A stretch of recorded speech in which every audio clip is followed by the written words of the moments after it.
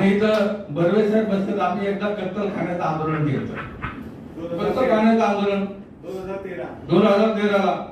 आता माझे वडील माळकरी, माझे सासरे पण माळकरी, म्हणजे माझ्या मिसेसचा जो परिवार आहे तो पण पूर्ण माळकरी, सगळे माळकरी. माझे आजोबा माळकरी. आणि बर्वेंना माहिती आम्ही त्या कत्तलखान्याच्या आंदोलनात बसलो, त्यांच्यावर अन्याय झाला म्हणून. माझे वडील आले म्हणजे तुला काय कळतंय का, आपण माळकरी माणसं नाही, तू काय काढलं म्हणले. माझ्याशी महिलाभर वडील बोलले, पण त्यांना हा अभंग सांगावा लागला.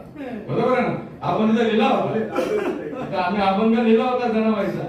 आज अभंग आहे ना की हे सज्जन कसा विकू लागे मौस, अभंग आपण लिहिला होता. वडिलांना सांगितलं तरी मग महिनाभरानंतर बोलतो. बरोबर ना. आणि मग माझे सासरे सासू ते पण माळकरी सर्व, त्यांचा बी रोष.